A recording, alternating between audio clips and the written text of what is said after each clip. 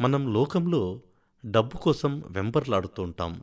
ఆ లక్ష్మి వెంకటేశ్వరుణ్ణి కొలుస్తుందనే వర్ణనలో భౌతిక సంపదల కోసం పాకులాడకుండా ఆధ్యాత్మిక తత్వాన్ని అలవర్చుకొమ్మనే సందేశం ఉంది. తిరుమలలో ప్రధాన దేవాలయానికి దగ్గరగా ఉన్న శ్రీవారి పాదాలు దర్శించిన వెంటనే అన్నమయ్య కీర్తన గుర్తుకు వస్తుంది.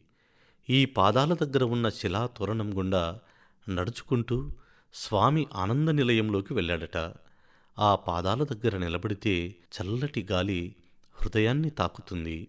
అది చల్లటి గాల, అన్నమయ్య రాసిన బ్రహ్మ కడిగిన కీర్తన నిర్ధారించటం కష్టం. ఓం నమో వెంకటేశాయ.